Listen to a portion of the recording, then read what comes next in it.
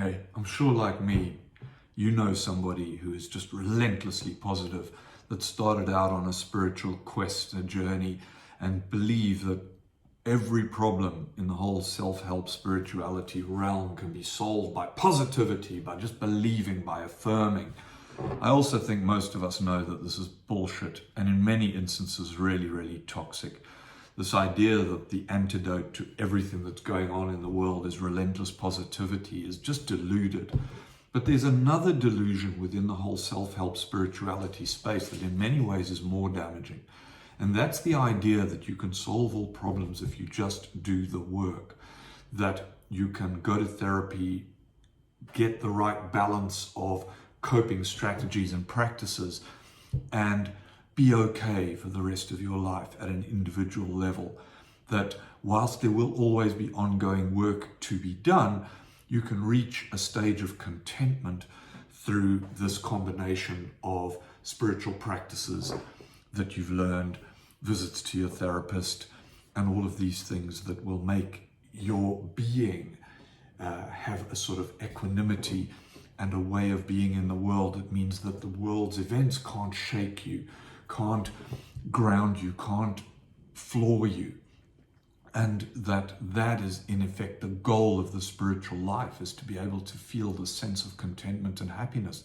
And whilst that is the case, underpinning that, particularly this whole idea of doing the work in the modern self-help environment with people like Nicole LePera and Teal Swan and Gabby Bernstein and Marianne Williamson, and the combination of all of these white women in particular telling you how to be, is that they are missing the fact that individuality in our human existence only takes us so far, and that what we're missing in all of that is the importance of intersectionality and the impact of life, particularly on Black, Indigenous, and other people of color, that we white people just don't experience on a day-to-day basis.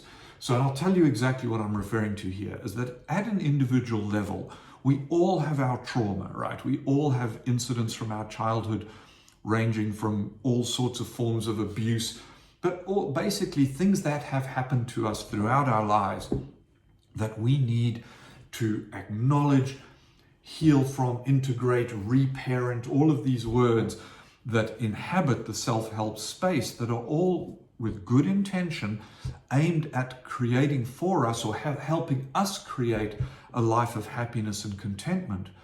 What it ignores, though, is what we don't experience. And what we don't experience is the day-to-day trauma of people whose skin doesn't look like ours, who face a trauma like we do, that we say, let's take the example of a childhood trauma. So we go to therapy, we dig down into what the nature of that trauma was, we do the work to heal with it, from it, and we build into our lives a certain number of practices and coping mechanisms to deal with the long-term impact of that trauma on our lives, and we move forward from that place.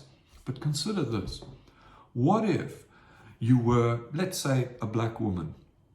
So now you have the intersectionality of race and gender, so misogyny and racism, on top of all the life trauma that we white people have to suffer and heal from and go to therapy for and develop our practices for. So now, not only as a Black woman do you have to deal with those traumas and create your coping mechanisms and your strategies and your practices, but you also have to deal with the wholly unwanted recurring trauma of being a Black person and a woman. So all those micro and macro aggressions that you face because of the color of your skin or because of your gender are not things that you can just develop coping mechanisms for. They are things that we need a whole community to address to achieve equity, so that those aggressions fuck off. We can't do that on our own. So whilst as a Black woman, and this is just my example, there are a ton of other intersectionalities, but as a Black woman, you can work out how you deal with those aggressions in terms of how you respond to them. But what you can't necessarily undo is the fact that they are going to continue happening, so you can't get rid of them in your life. And secondly, you can't stop them happening because they... Sorry, interrupted by my dog. You can't stop them happening, and you can't necessarily stop the emotional impact of those aggressions day after day after day. So you are constantly re-traumatized. So whilst we as white people, just like everybody else, may have dealt through therapy and practices and strategies and learning and healing with traumas that happen to us, the likelihood is that those traumas will not reoccur. But for Black, Indigenous and other people of color, and for women below the whole white male thing that I have experienced, they are going to, almost on a daily basis, be re-traumatized by further events over which they have no control. Now, white women are experiencing this in America right now with the repeal of Roe versus Wade, not something that they gave a massive amount of thought to before this happened.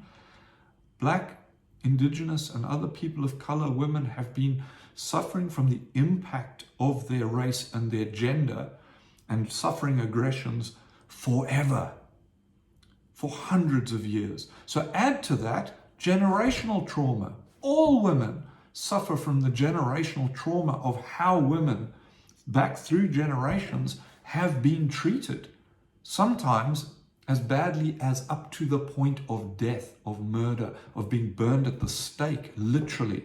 And I've talked about this before.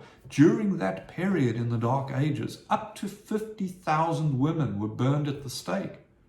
Now imagine not just the agony of those that faced that arbitrary punishment, but also those who witnessed it, those who lived their lives in fear following that, who could not live out loud, right? Then add a layer of racism, and so on. I hope you're understanding what I'm saying here. What I'm saying is, it's not enough just to go on your individual healing journey. Yes, that's necessary. Yes, you do it as an individual for all the right reasons. Yes, you do it in relationship. Yes, you do it in your community if you can.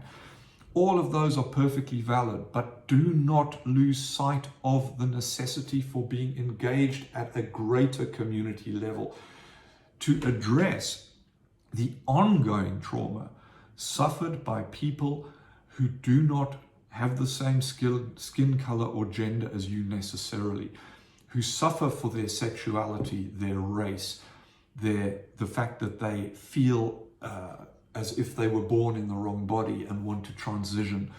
All of these decisions about how they are and how they want to live their life, and it's not a decision about how you are, but you know what I mean.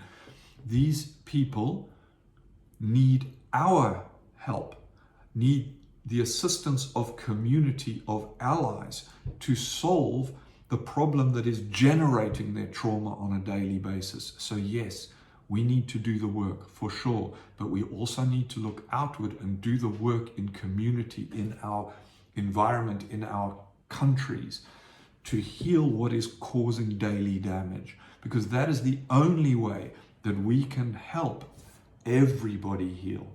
Because right now, if you're a white man, and to some extent a white woman, you can do the work and heal, but you've only covered half the problem. You've solved the problem for you. What about solving the problem for your brothers and sisters who don't look like you? I hope that helps. I hope that rings true, and that you start looking outward, because the current self-help movement is very inward, very selfish, very individualistic, and because of that, it's racist, misogynistic, ableist. Basically, the current self-help environment as it manifests in the Western world is a product of the patriarchy and white supremacy. We need to start looking outwards.